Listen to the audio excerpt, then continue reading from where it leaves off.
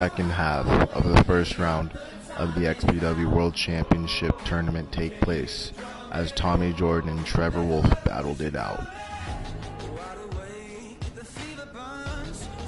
And Trevor lands on his foot, and if that's just a glimpse of what we're gonna get tonight, that was just the opening. Trevor tapped this time. He's wrenched. Tommy has it locked in hard, full. Trevor's back is being thrown, and yes, Trevor tapped. Tommy Jordan Jr. would end up picking up the victory and advancing on.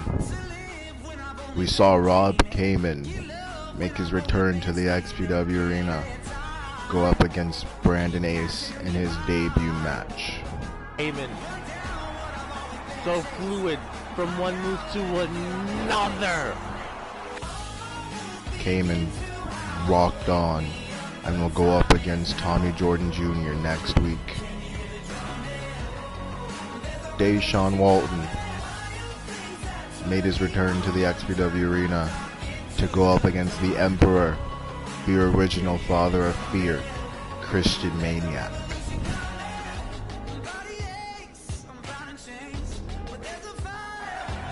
He picks him up, another cutter possibly. No, he spits green mist in his face.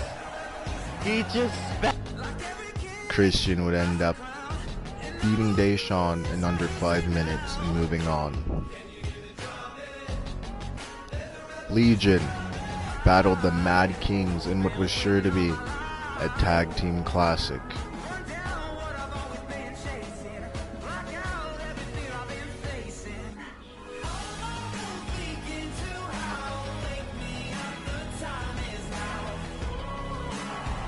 And he's got David on his side. This is really about to be it. This is really about to be it. What the hell? What? No, wait a minute, what? Legion walked away with the victory after Rashad laid out David for them.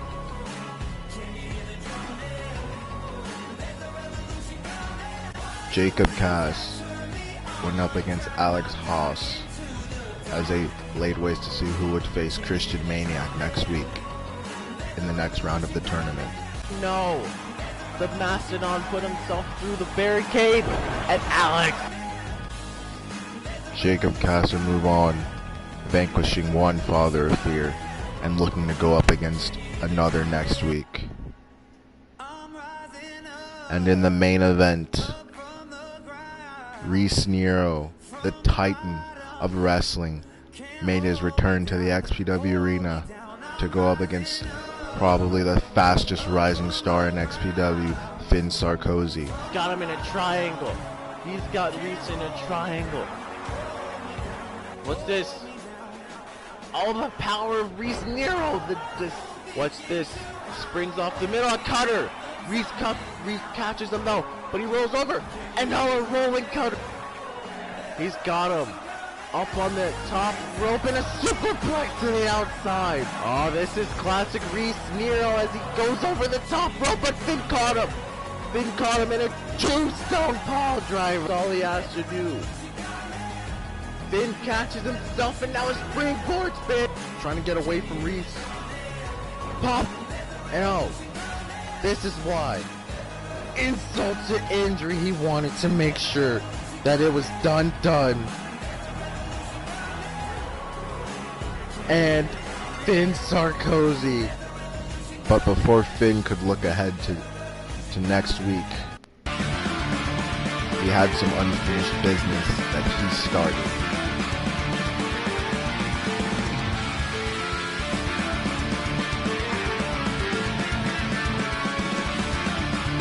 Charles Storm retaliated against Finn Sarkozy and left him laying, just as he did a week prior. Which all leads us to tonight.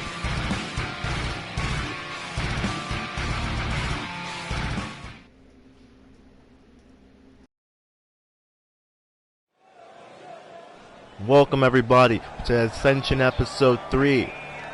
And we're kicking things off with the boss man himself. He's not scheduled for a match tonight, and obviously That's plain to see, as he's not even in his wrestling gear. But he did say he had an announcement to make. But you've got to wonder, does it have anything to do with David Blake?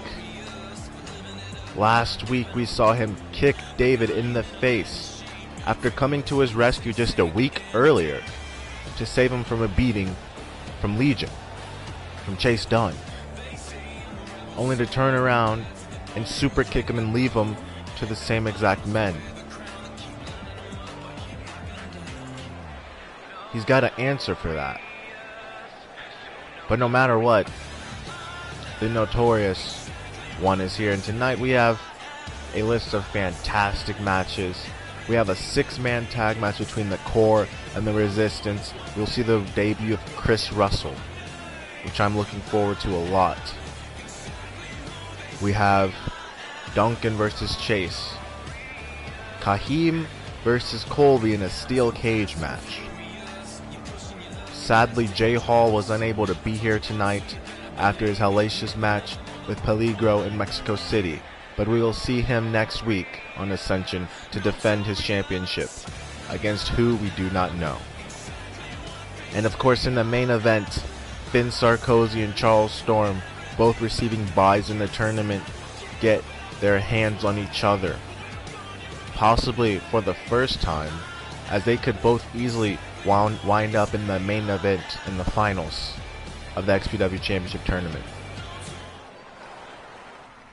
I said I had an announcement, and I'm here to make it. I'm not here to talk about anything from last week. I'm not here to discuss David Blake. I'm here to talk about what I have to talk about, and then I'm moving on. You see, for a long time, the XPW roster hasn't been as diverse as I'd like for it to be. And I've gone, and I'm going to extreme lengths to change that. You see, we've got a tag team division once again, and it is amazing. But we're lacking one thing, and I'm happy to announce that it is being placed back into the roster. You see, the women of XPW have always been outstanding, and they've been missing, but no longer. They're no longer going to be gone, and I would like to introduce the woman in charge of the XPW women's roster. Well, isn't this a pleasant surprise? The women are coming back to XPW.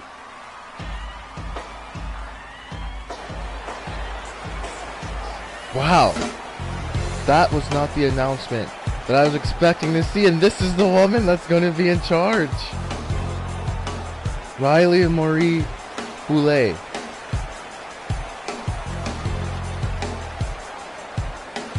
You saw on social media, he posted a picture with her, and it left people speculating what exactly it meant. In this, I don't think this was going to be anything that anybody was expecting.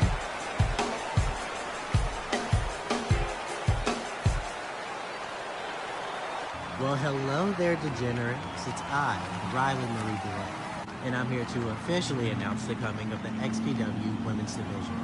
Now, notice I said women's. We're not divas. We're not here to put on a show. We're here to fight. We're here to entertain. We're here to claim gold and etch our names in the books. Now, as a general manager, it is my job to ensure that you all enjoy the women's division. It is my job to make sure the women are in top form. It is my job to ensure that we outdo the men. Now, in a lot of different companies, they like to sign the strippers of the community. Sorry if that offends, but it's true. I didn't do that. I took very, very precautionary actions to find women who I know can compete, who I know can talk well on the mic, who I know are fierce, who I know can carry this division to the top. Now, I want you all to just sit back, relax, and prepare for what you're going to witness, because when my ladies get in that ring, all hell is going to break loose. Toodles. And I have absolutely no doubt in my mind that it will be nothing short of spectacular with these ladies that you're bringing in. Wait a minute, that's David! I know that I'm David's in the ring, oh my god! He just blasted him in the face and Riley's getting out of there. David, of course, not forgetting what happened last week, making it very clear that he does not understand why. And he's got it lined up in another one. 2 boots to the face. David saying, you kick me once, I'll kick you twice, and I'll kick you way harder.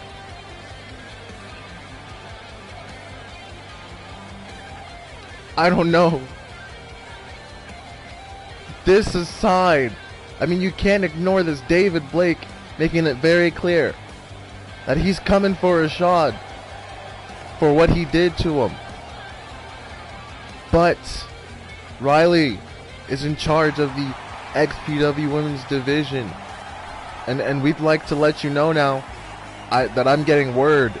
Next week it will be the first 2 women's matches in XPW in well over a year. And next week is going to be an intense week here on Ascension. It's going to be God tier talent next week.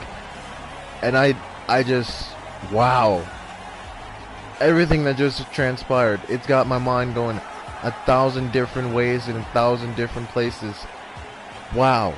I really don't know, but we're getting word that something's going on backstage. Oh, Rashad just super kicked a security guard. For no good reason. And another one. What the hell?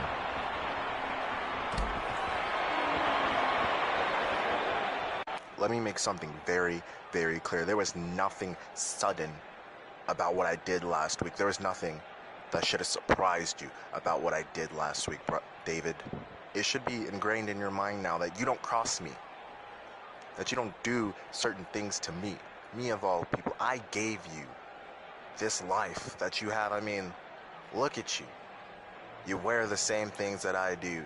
You copy my cadence, you copy my style. You're a lot bigger, but you sure as hell want to be me so bad. And then 2 weeks ago you say you don't need me, you don't need my help, you don't want it, that you're your own man. Yeah, that's true.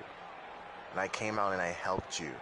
But as I sat that week thinking about the words that you said to me, to my face, I felt more disrespected than if you would have just said it behind my back. If you would have told it to anybody else, but you said it to my face. And I don't respect that. No, not at all.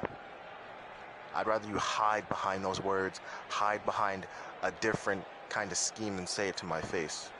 Because you spat in the water, the holy water, that is my guidance. And because of that, I'm going to take away what you love the most. And that's that XPW Heavyweight Championship. You see, you're already out of the tournament. So Davey 2 belts, that's not coming. That's not going to be a thing. And I'm really against the idea of Davey 1 belt right about now. So let me tell you something. That title's coming to me. I want it, and I'm going to have it. Everybody looks to you as if you're this kind of messiah. Well, if you're the messiah, well, then I guess I'm Judas. And I will be more than happy to stick that knife in your back and twist it, and twist it till you fall to your knees. Bend the knee and bow down to the one true immortal. Rashad said he did not want to speak on what happened with David, but David really left him no choice. He forced his hand, and now that we hear that R-Dub wants that heavyweight championship, and if he wants it, I don't know if anybody's gonna stop him to take it. Truly, I don't think anybody can stop him. But we shift women's division, and from R-Dub and David Blake to Cody Hagan.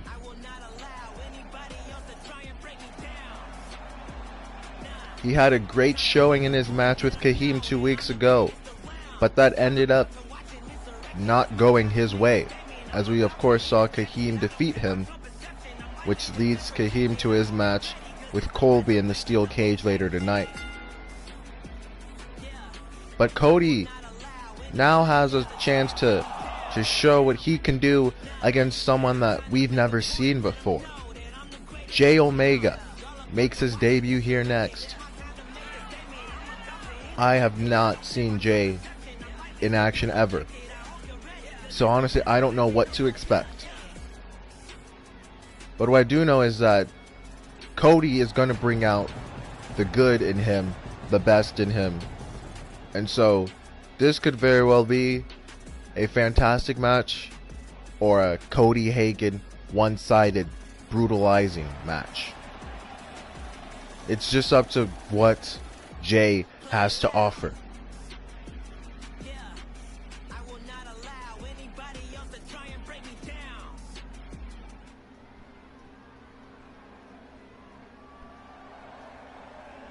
Cody Hagen still trying to find his own footing here in XPW, and this is Jay Omega.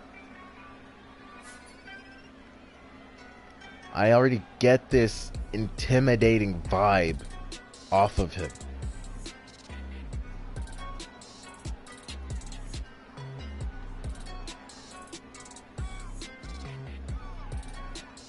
We've seen many a masked men, many a face-painted men, many a men who don't show themselves, who don't show their faces. But none of them strike a nerve like Jay Omega, does.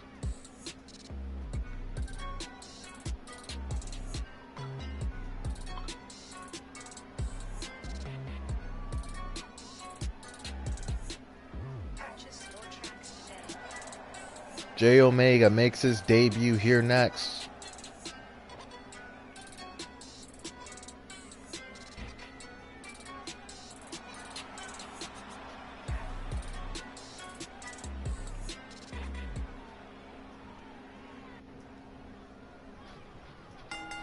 And this one is underway. And oh look, knee to the gut. And it discus clothesline, no, but Cody does not go down in a forearm. Followed by another one. Oh, now. This is how they're going to start the match off. They are trading forearms back and forth. Back and forth. And look now, Jay getting the upper hand. More and more unleashing. But Cody now with the strikes. Oh, a big pump kick by Jay. Oh, knee to the gut. Kick. Back elbow. Double stomps, but he ducks it. But another one, and that one catches him. The first one, Cody rolled out of the way. Ducked out of the way, but the second one, Jay caught him and now has him tied up in the ropes in a sliding German suplex. Climbs to the top and a double stomp right on the gut. They wasted very little time getting into this one, and I am all ready. But oh, Cody with a big forearm. Whips Jay into the corner. Kicks him in the gut. Cody Hagen is easily one of the most underrated, I'd say, superstars on this roster. And all he really needs is one big showing, one big match that'll push him past underrated to undeniably good. Undeniably needs to be seen. And if what this start of the match was like is any indication, this very well could be that performance. Not just for him, but for Jay also. Cody seems to have weathered the storm of Jay Omega, as now it's nothing but Cody Hagen right now, as he's given off another backbreaker. And one more. That's a total of 4 backbreakers now. Jay has literally been stopped straight in his tracks with a reverse DDT. But oh, knee lift straight to the face of Cody. Now Jay beating him down. Up against the ropes.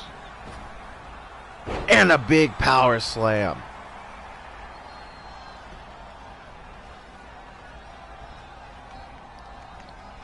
Oh, I'd like to call that what, a fisherman suplex?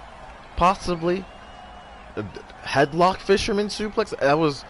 I've never seen that before. That was innovative, I can tell you that, but oh. Cody not staying down, he was going for those educated feet. But Jay, oh, drops him right on the knee, and another power slam. Only gets a 1 count though.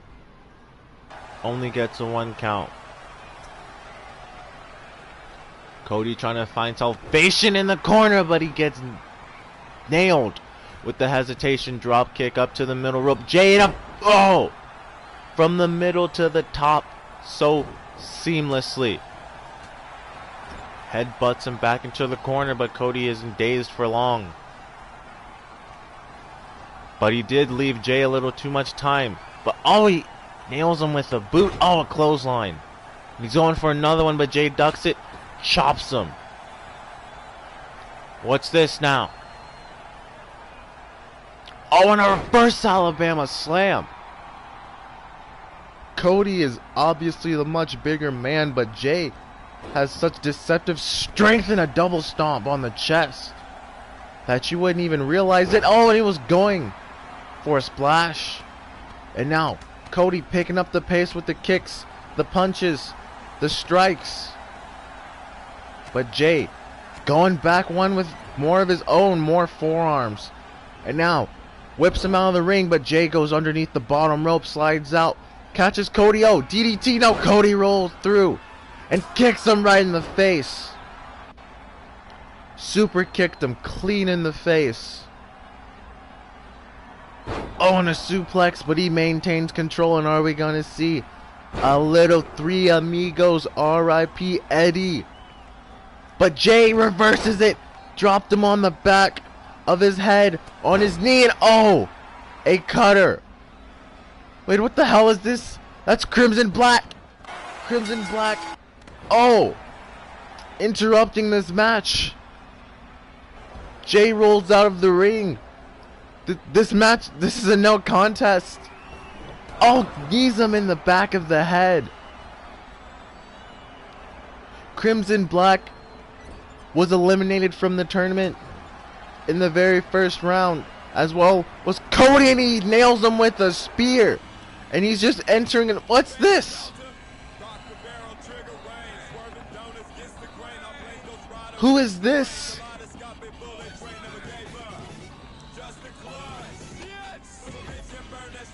What does that say? No way, that can't. Elias. The Trash Man is in XPW. But for what reason? And why now? Why is Crimson attacking Cody and Jay? He just interrupted a really good match that was just starting to pick up the pace. And the Trash Man making his way, and look, Crimson stopping him, but oh, he gets caught. He got caught. Suplex. No. Reverses it into a power bomb and onto the apron.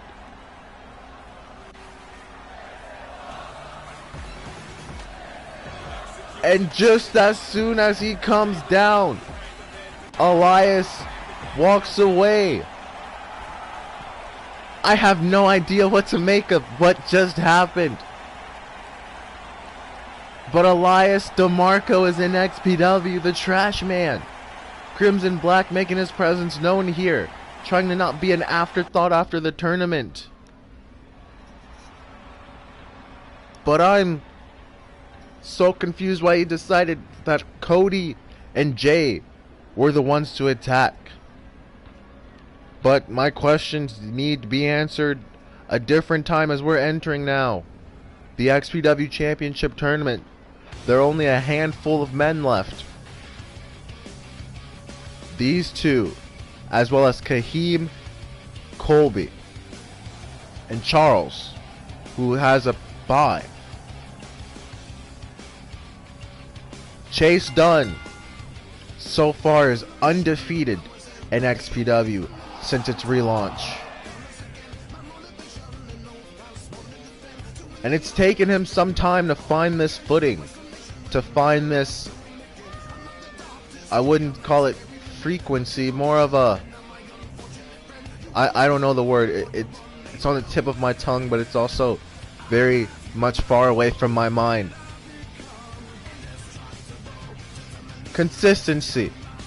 He's finding his consistency finally. It's taken him about, I don't know, 3 years to find it. He almost won the heavyweight championship last year at Homecoming. He almost beat Kid Punk for the world title 2 years ago in the summer of 2018. But he couldn't get the job done. And it was looking for quite some time like that was going to be who Chase Dunn was. The guy who got the opportunities but could never get the job done. But so far in this tournament, he's been rising to the occasion. And yes, it has come with the help of Legion. But the history books will say Chase Dunn defeated David Blake. Chase Dunn defeated David Blake and Rashad White. And it could read that Chase Dunn defeats Duncan Welker. With or without the help of Legion, Chase Dunn has been doing things, has been getting things done. And you know that it has to eat at him, that it has to bother him, that he has yet to taste gold here in XPW, whereas this man, Duncan Welker, is a 2-time heavyweight champion here in XPW. You cannot forget the wars that he had with Alexander Henry in Japan over the course of Triple Mania and the XPW live event the following night. The 3 stages of Hell match, as well as the ladder match for the XPW Heavyweight Championship. You cannot overlook those. Those were outstanding. Those were perfect moments. And you know that it bugs Chase that Duncan has had those moments. That Duncan was able to rise to the occasion when called upon.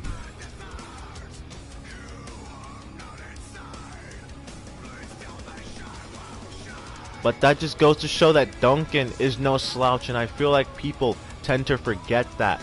That Duncan Welker is no slouch, he's no pushover. Duncan Welker,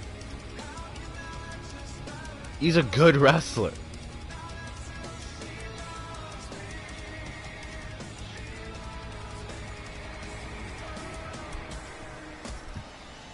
And this match with Chase Dunn could easily solidify that even more.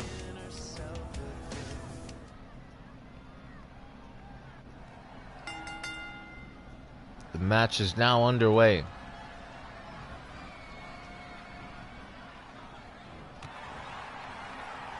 Big gut kick by Chase. Finally. Oh, went for another one, but Duncan had it seen, and now they're trading back and forth. Oh, Chase now with the combination kicks and punches in a big right hand that only drops Duncan to a knee. And a forearm now. Off of the ropes.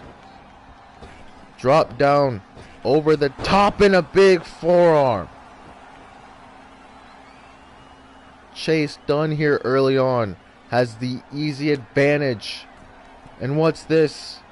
On the middle rope, and oh, superplexes him, deadlifts him into the ring off of the apron. Only gets 1 count out of that though. For such a not necessarily small man, but not a large man, Chase Dunn showing off power.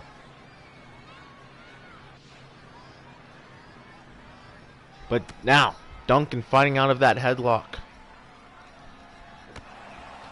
Big back elbow and a punch that drapes him on the top rope, and an atomic drop. Back against the ropes. Slingshot suplex. Smooth technique from Duncan, and he goes into the cover now. Doesn't even get a 1 count. And Chase back to his feet quicker than Duncan does, but he doesn't catch him off guard. And now a nice DDT by Duncan. up to the middle rope, was looking for something. But Chase be doing the smart thing, grabbing the ropes, but not so smart because he gets clotheslined to the outside. And Duncan hitting the ropes. He's going high air and he gets caught for it. Duncan throwing caution to the wind. And he got caught with the knees to the face. Chase throwing him back in the ring. Chase was quick on his feet with that one. And an Alabama slam. Back of his head hitting hard on the mat. Like he's climbing back to the top. And a swanton bomb. Swanton from Chase. Goes into the cover. But he only receives a 2 count. And Duncan now back to his feet. Faster than Chase. And Chase with a takedown. Duncan with the reversal sweeps the legs out from underneath him. And a DDT, but Chase rolls out of it. Reverse STO. Into the corner, he whips him now. Back splash and an enziguri over the top. Now Chase takes himself to the apron. To the middle rope. And a DDT off of the middle rope. Right out there with him in a forearm. Off of the apron is senton. If it's not one thing, it's another. Chase done hitting Duncan Walker with it. And now he goes back to the top rope. And another swanton. Goes for the pin again. That could be it.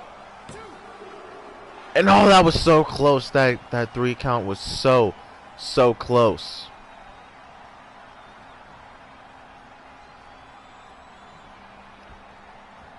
Owen drops the knee now. And he drops it again, but Duncan rolls out of the way this time. And a knee of his own in the middle of the gut of Chase Dunn. This match is so odd to me because of the pacing. It's methodical, but then it has its bursts, and then it goes straight back to being methodical. And Duncan went for a big splash in the corner. Chase had the wherewithal to move out of the way and gets a gut kick. And now a roll up. Rolls him up. I will commend Chase Dunn for one thing, and that's that at this point in time, Legion have not gotten involved at all in this match. Over the past 2 weeks, we've seen them butt their heads into his matches, but not tonight. Or at least not so far. But Duncan now picking up a head of steam. It could be that he's about to win this match. But Chase with the forearm to the face. And a Pele kick. And now Duncan rolling to the outside. Chase waiting for him, and a suicide dive. Takes out Duncan. But Duncan throws Chase back into the ring.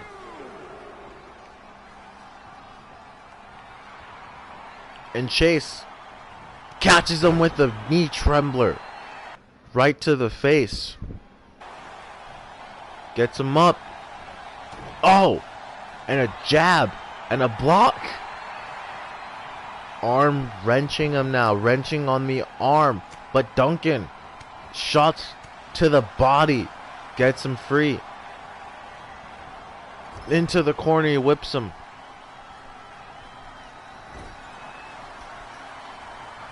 What's this? Into the other corner.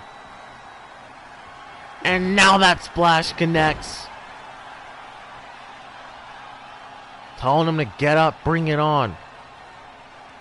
Chase is getting beaten down. What's this? Pops him up and he catches him. spins him around, but Chase with the reversal of a crucifix. Is that gonna be it? No! He caught him off guard. Reversed it with the crucifix, but it didn't keep Duncan down. Chase moves out of the way. God's plan! God's plan connects. And Chase Dunn advances to the next round. He advances to the final 6. With no help from Legion whatsoever, Chase Dunn vanquishes Duncan Welker all on his own.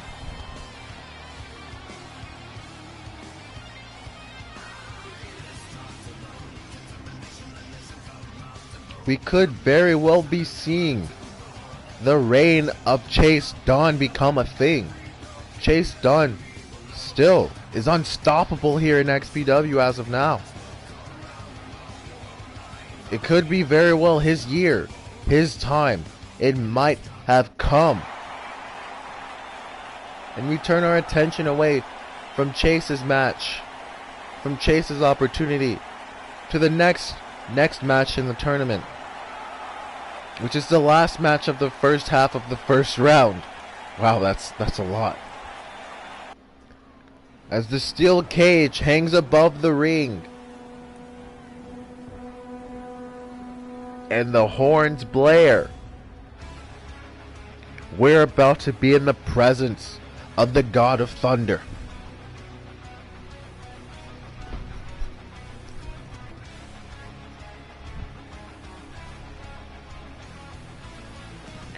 Colby Jordan looking for his first taste of gold here in XPW.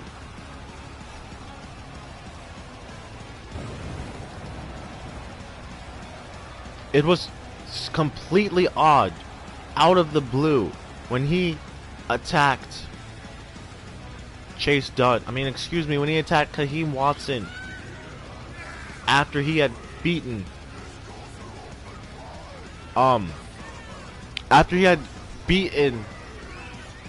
Cody Hagan. Excuse me, my mind's all over the place right now. He had defeated Cody Hagan.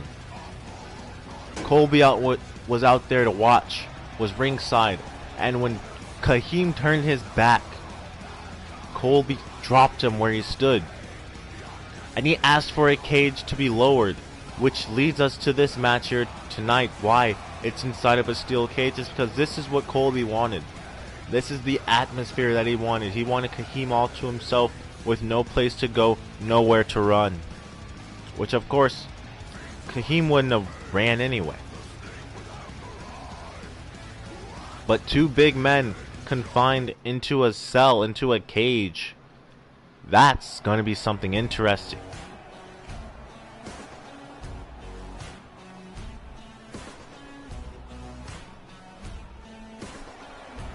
The Phantom, the former XPW Global Champion. He is no stranger to cage-like matches. Of course, at Triple Mania, he had the match, the Hell in a Cell, the hellacious Hell in a Cell match against Tommy Solo, which saw him claim the Global Championship. So this is second nature to Kaheem. He has no problem being locked inside of anywhere. And of course, Colby Jordan has history inside a Hell in a Cell also. Nobody can forget that match that he had with Brian the Brain inside the cell. That bloody battle. So tonight, both men coming in with experience in this type of match, in this kind of atmosphere. So you know they're going to be comfortable enough to go crazy.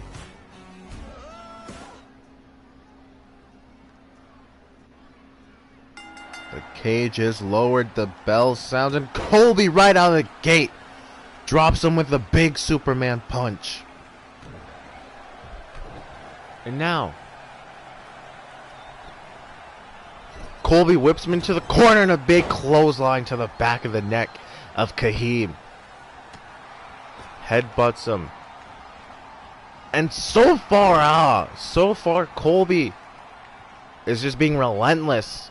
Has taken it to him. And look at this. He's just beating him.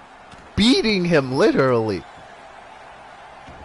The Phantom of XPW. I've never seen him in this kind of predicament, in this kind of situation before.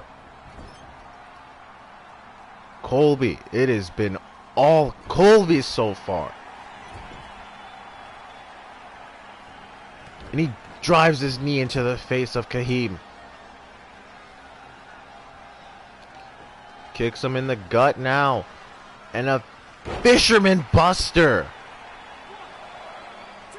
But he only gets a 2 count. Kahim is getting beaten down, but now a big European uppercut and clubs him in the back. Now Kahim finding his footing. And whips him hard into the cage wall. Gets him up. Off of the ropes. Colby blocks it. Hits him in the gut. But Kahim with one of his own. Now they're trading back and forth. And he went for another Superman punch. But Kahim had it scouted. And a chicken wing release. Suplex. And a big clothesline in the corner by Kahim. That would have decapitated any other man. And now Kahim, scaling the cage wall, looks to be trying to escape. Colby right there, trying to block it, but look, Kahim fighting him off. Turns around, but he gets caught. Nobody reverses it. And he gets a 2 count. Kahim was prepared for it to be caught. He knew that Colby was going to catch him, and now a sleeper suplex.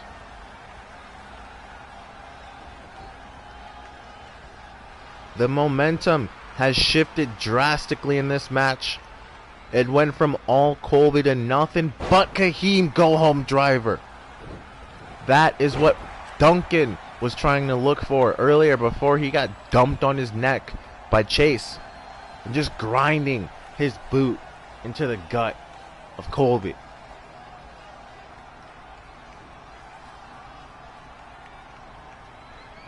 Colby now with the reversal into the corner, but he eats a big back elbow. And a body slam. Drops the boot right on.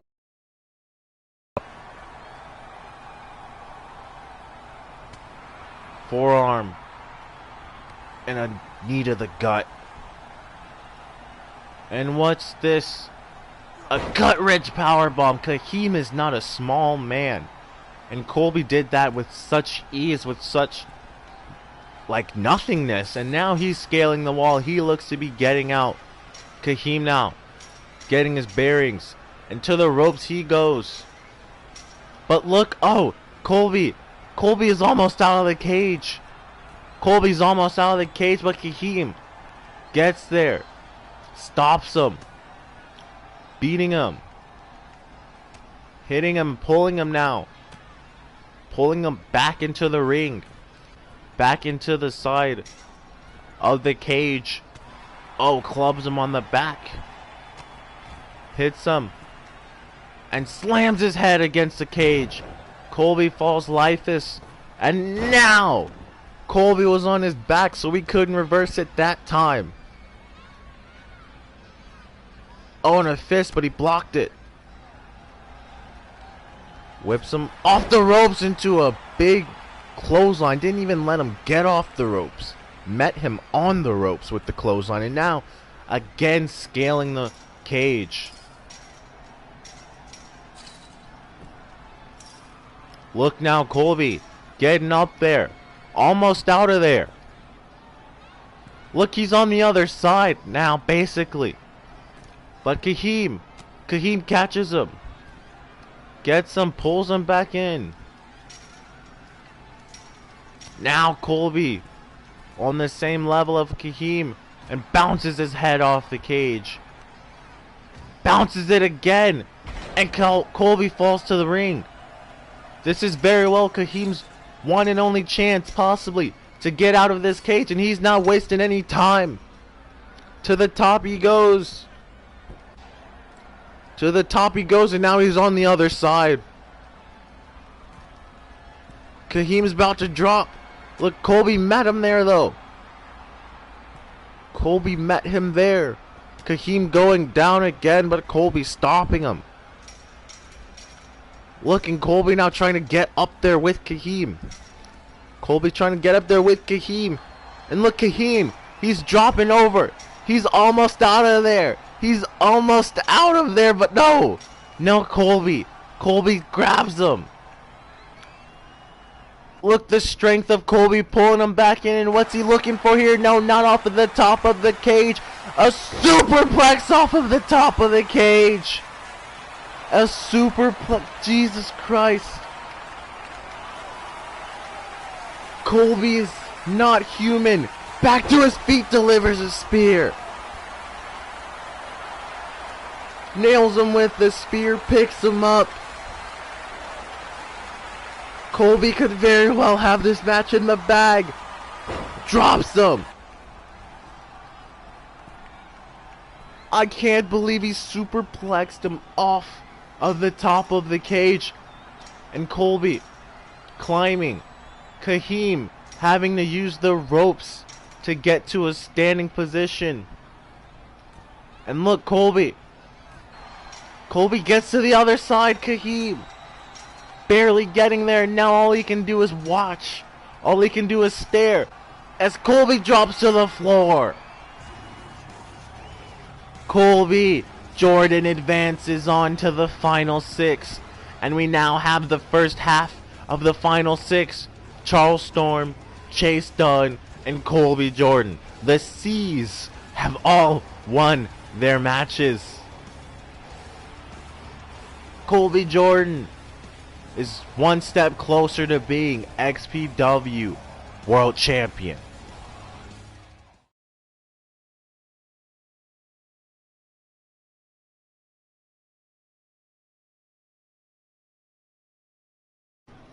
We're back after that hellacious steel cage match. That superplex off of the top still gets me. But we have 6-man tag team action coming your way. Jacob Cass, Tyler Graves, and Leo Punk. The Core. This is going to be the first time we've seen them all three tag together. As of course we saw Tyler make his debut at the holiday special as he aided Punk and Cass in their victory over the Resistance and the Fathers of Fear.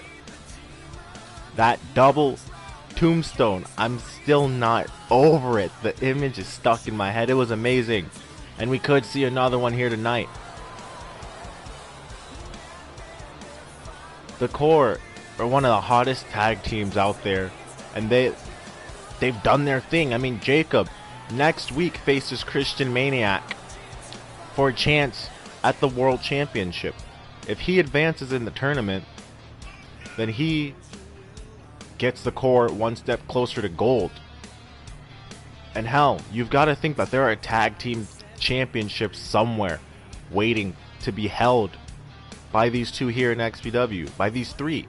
If Cass wins and Punk and Graves win the titles, they have 3/4 of the championships here in XPW.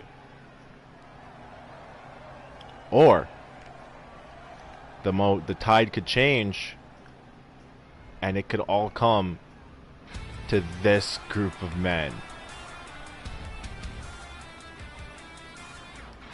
Sebastian Walker, Trey Mercer, and Chris Russell, the Resistance. Chris making his debut here tonight to help out his teammates in this 3-man war.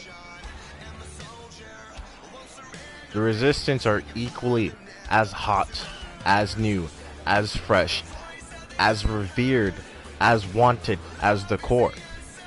And they've done war, not just here in XPW, but they've done war everywhere, literally everywhere against each other. This is an ongoing rivalry that's just so happened to fall over into our hands. We've taken on the burden of these two teams going to war, and we're letting them go. We're letting them have it. They want it. You want to see it, so we're giving it to you. Core resistance right here, right now. No fathers of fear to get in the way. Just these two teams going at it.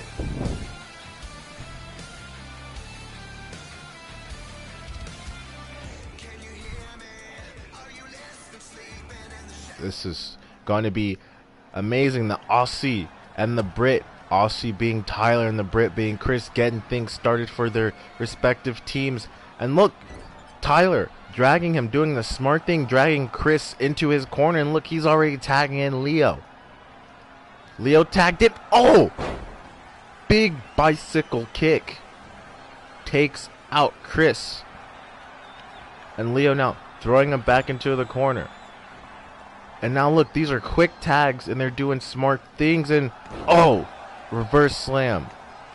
They're keeping him in their corner and they're keeping the men fresh so that things won't change. But Chris doing the smart thing, throws Jacob over and out of the ring.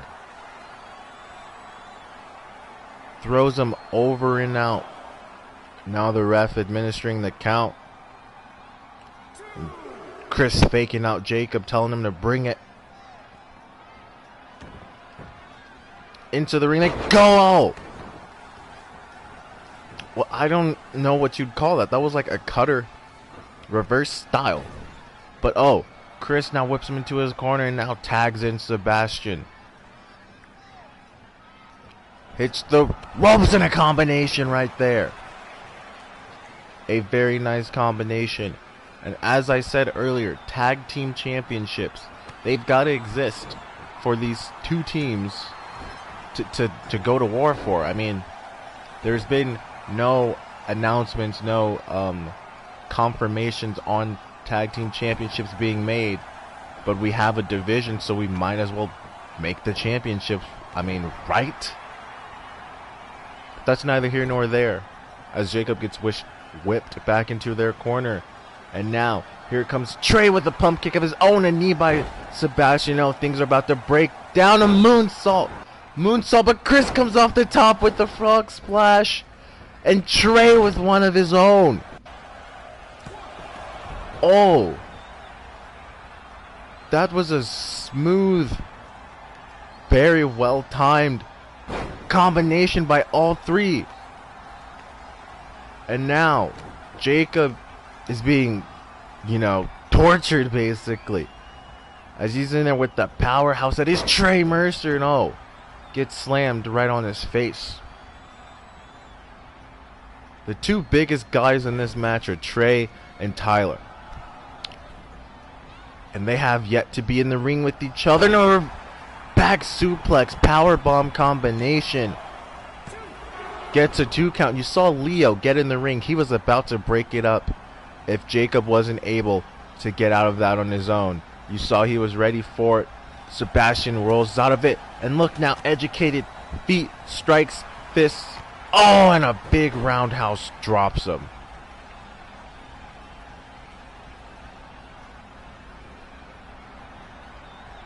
And a nice back elbow. Gut kick. And oh, basement drop kick, but it doesn't keep Jacob down. Hopped right back up to his feet, throwing elbows, and now strikes from both men. And what's this? Tombstone position. Swings him out and onto the knees. Swung him face out, and look, Sebastian backed up and told him to bring it. Oh, and Leo indeed does bring it with the big bicycle kick. But Sebastian stops him in his tracks with the knee to the gut. And now a dragon whip. Dragon screw.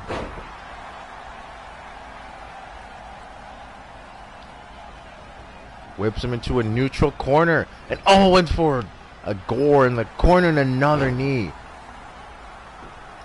Sebastian is smooth with the strikes, raising him up in a kick to the face.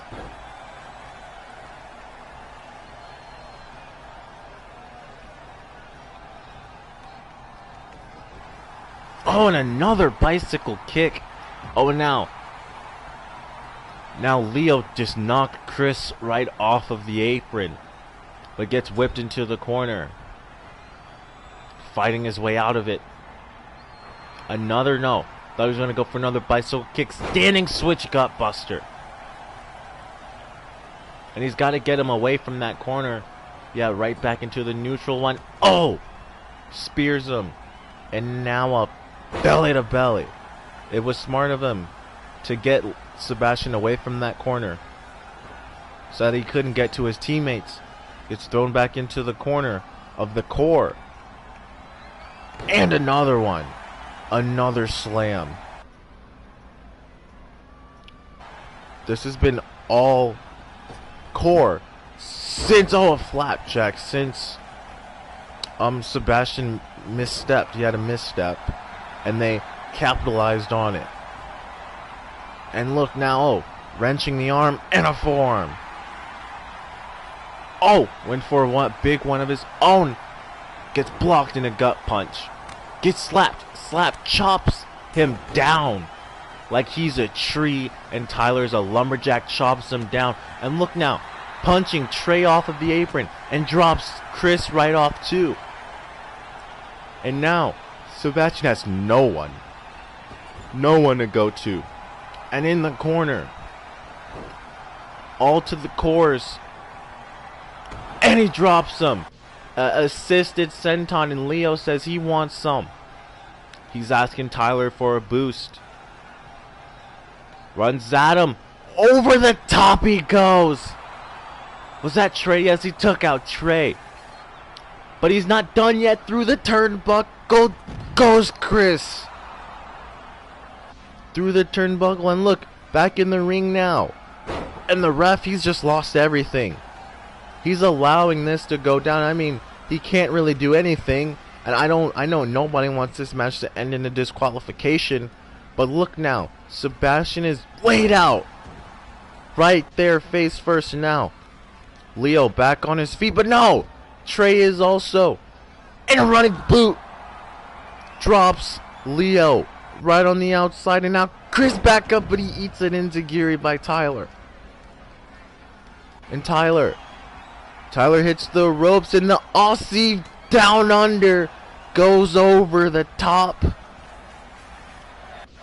Takes him out. Things are going fast and breaking down. And look now, too soon, because Trey spears him off of it.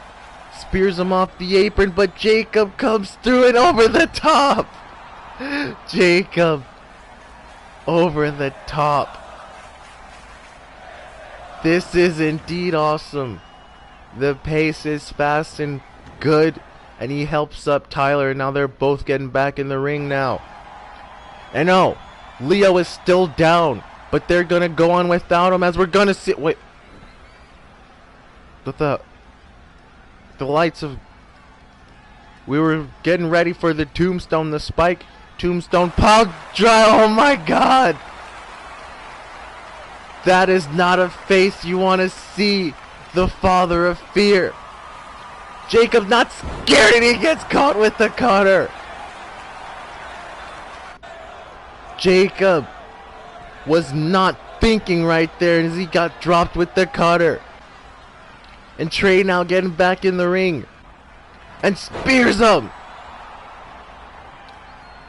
Back in the ring, spears him. Look, Sebastian back on the apron. Trey into the corner. You've got to think the core's got this all lost now. Look, Sebastian climbing to the top. Knee drop, burning hammer. Hits the ropes. Takes out Tyler. Chris on the top. Another frog splash. Just for good measure. And the core have been defeated. The Resistance have stopped the core in their tracks, stopped all the momentum with a good helping hand from Christian Maniac. Christian faces Jacob next week, and you know that Cass will want some retribution for tonight. But for now, the Resistance fists up, stand tall.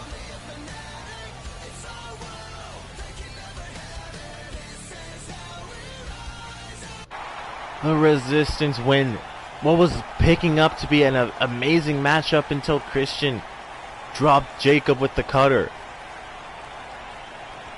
And now it's time for our main event of the evening. Ever the controversial person that he is, Finn Sarkozy, I will commend him for one thing. He does something that nobody else can do substantially well. Not even substantially. Overall, I think he's top tier, and that's keeping his name in people's mouths. He keeps his name out there. Everyone knows who Finn Sarkozy is, whether you want to or not. He makes sure you don't forget it. You don't forget him, and you don't forget what he's done. And since stepping foot in XPW, he's made an impact. After losing to Brian the Brain at the holiday special, he took that fire, that flame, and he drove him to Charles Storm, who he has history with, spanning back to Legacy Wrestling. And he feels like Charles ran from him then, and that he rightfully has the chance, the opportunity to right that wrong of letting Charles get away here in XPW. And finally now, after waiting for so long, Finn gets his hands on Charles Storm, and Charles Storm gets his hands on Finn Sarkozy. This has been boiling, brewing for a long time. And now it's finally coming to a head. I think this is bigger than we all realize. But it's only a matter of time. You know, the energy level here, I can feel it. Finn Sarkozy, Charles Storm, two of the best right now. They're on their own levels, and they can't be matched. I believe this could easily be a match of the year contender here early on for 2020.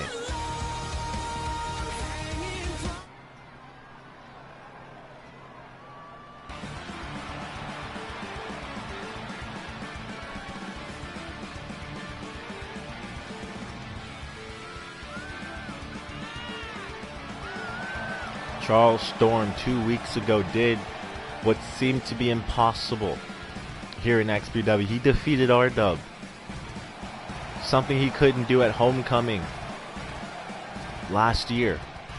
Yet he was able to do it. He did it. And as he stood tall, finally vanquishing something that had ate at him for quite some time, Finn Sarkozy, like a bad taste in your mouth, came right back and sparked what thoughts had been dead, that had been gone. And he rekindled that flame, that fire.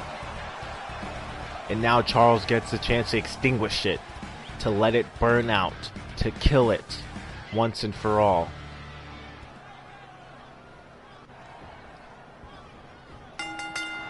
Look at this, and here we go, and of course, no lockups, no stare downs.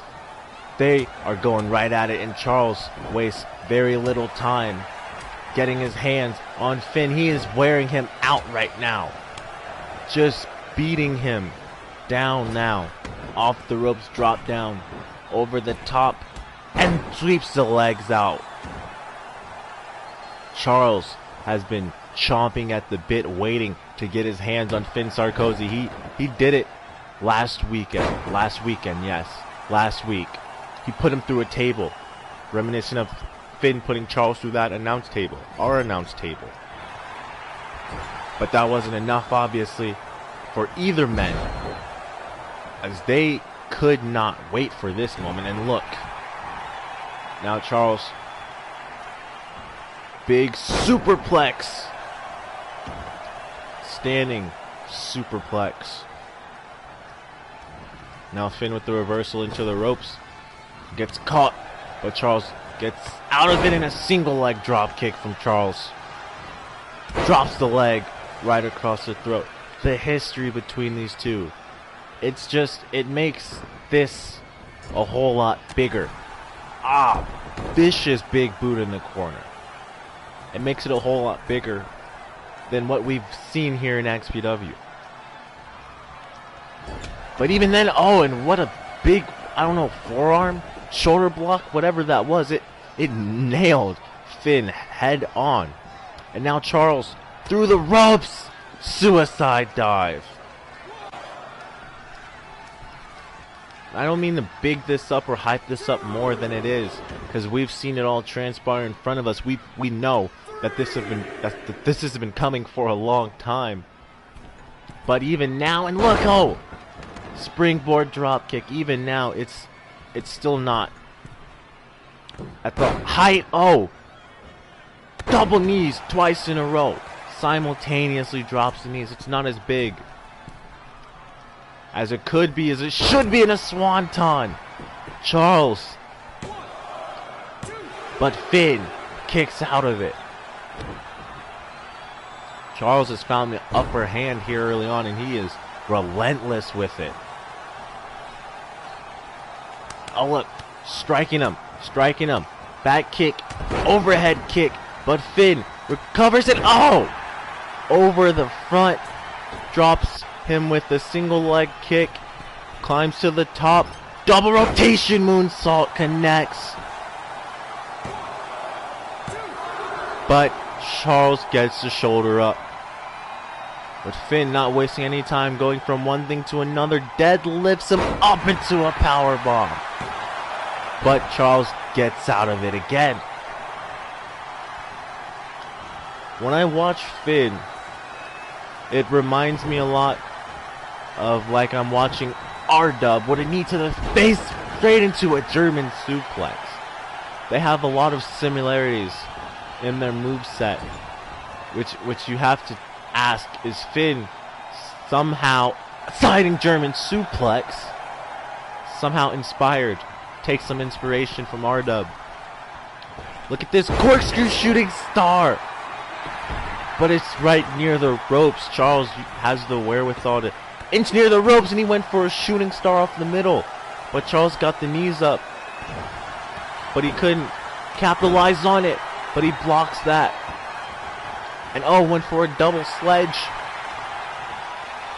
Finn throws him up and kicks him in the back. And now he nails him with the shooting star from the middle rope. But Charles again gets his shoulder up.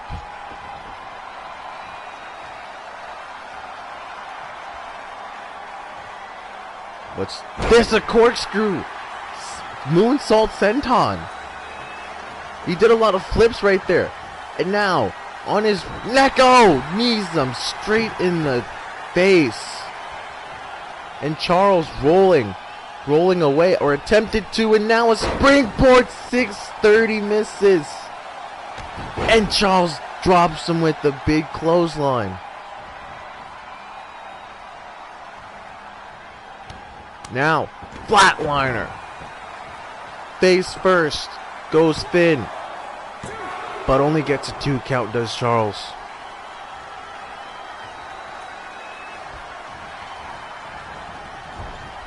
Into the corner, he whips him, slaps him on the back in an exploder suplex. They're taking their time with beating each other down. Finn Catches the leg and a release German suplex. Kicks him, no. Moves out of the way. Has him in his grasp and a standing suplex. It was somewhat of a stalling suplex as well. On the apron. Drags him back in. Drops him DDT. Had him hung up in the ropes and dropped him with the DDT.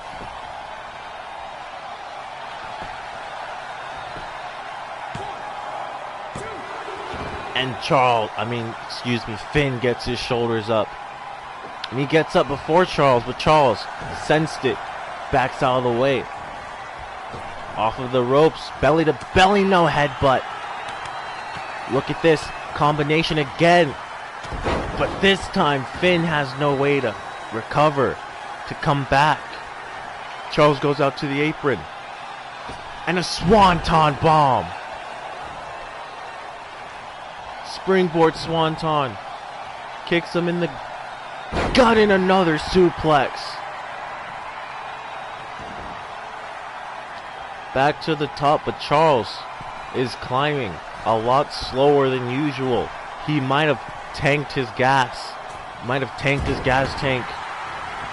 Just a little too soon, but the elbow still connects to the heart of Finn.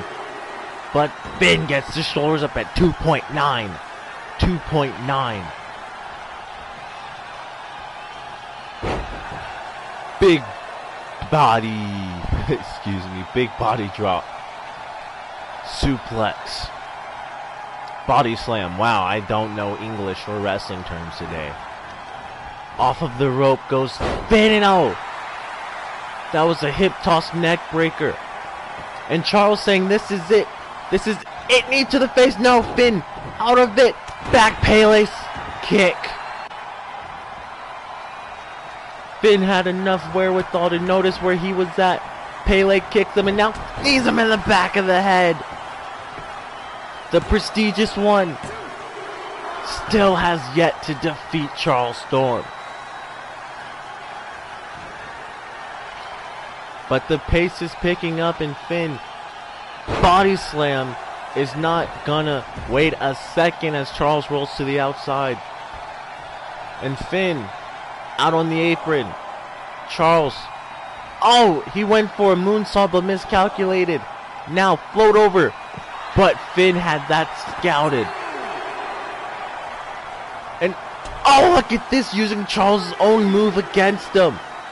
And Charles is out. Charles has got to be out of it. Whips him back in the ring. Cover him. That's all you need to do. But no, he doesn't. Instead, perches him up and a deadlift German suplex drops him on the back of his head.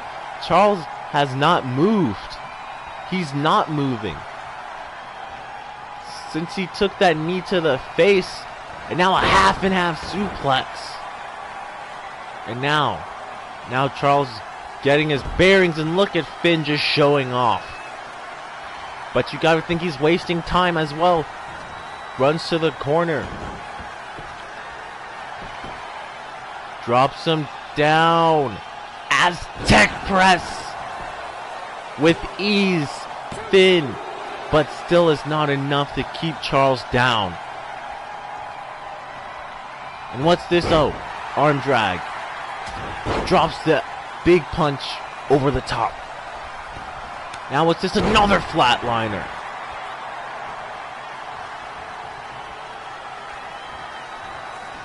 Wrenches the arm but eats a forearm for it instead. And look now, he's going for another Pele kick. But Charles super kicks him in the back of the head. Had that scouted. And now going for the arm, but Finn rolls all the way in a double stop. But Charles, no, Finn, he just gave up the pin. He didn't want to beat him that way. Now back on his shoulders. Knees him in the face, straight into the German suplex again. The back of Charles' head has taken so much damage in this match. These two wasting no time. oh! Wasting little efforts and being very vicious with each other. And now the springboard 630 connects. Finn into the cover. But Charles still not enough. And Finn showing off again. It seems like he's gotten comfortable with this, where he's at right now. And off the ropes. Look at this tilt-a-whirl DDT.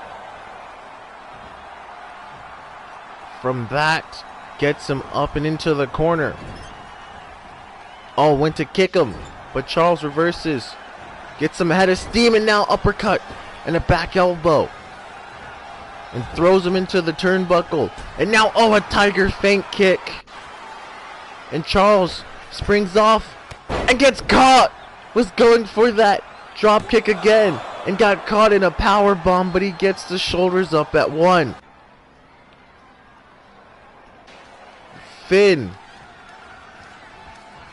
has to have this in the bag, because Charles, again, the back of his head has taken so much damage. Kicks the leg out off of the middle rope. Oh, Canadian Destroyer from the back of the head to the top, but Finn still can't get the job done. Charles has the heart of a warrior, and oh, roundhouse and punching him in the side of the head.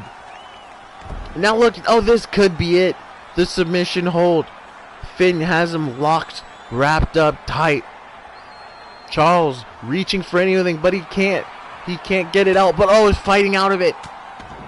And Charles manages to escape from that submission. Rolling elbow gets blocked. Kicks him in the leg. And oh! But Charles is not down. And Finn senses it. Kicks him in the gut.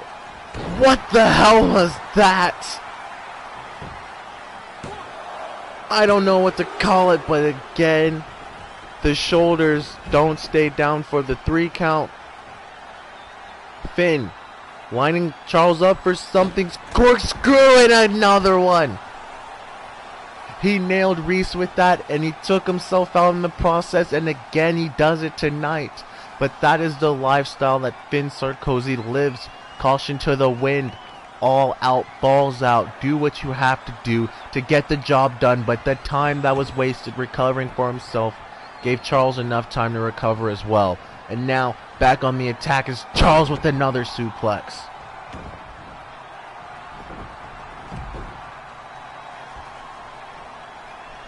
Finn rolling to salvation on the outside. And Charles faking him out. Gets him back in the ring in a knife edge chop. Chops him again. Into the corner he throws him. But Finn with the reversal. And a knee to the gut. Charles gets him out of his way, and a drop kick misses. Was just out of reach. But Finn gets reversed as well. And now another flatliner.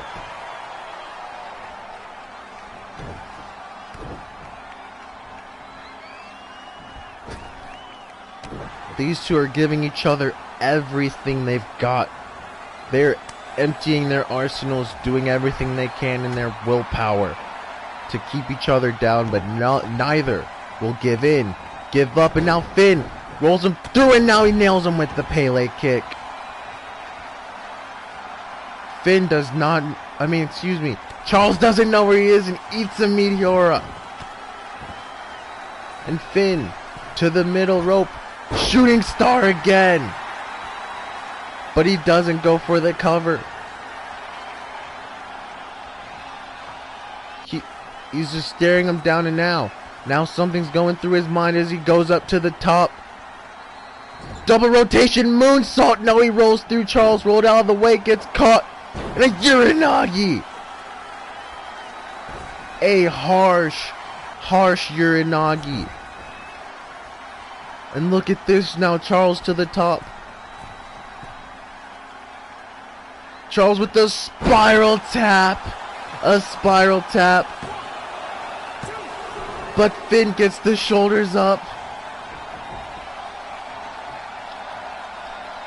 What is it gonna take? What is gonna be the driving force, the driving factor? What is gonna be the one that ends it? Look at this now. Hurricane Rana. But look, Finn with the reversal. Rolls him up. And Finn steals the victory. Finn steals the victory off of Charles. Charles hooked Finn's legs and Finn used the momentum to roll over. Wow, that was not the ending we expected, but thank you for joining us. We will see you next week.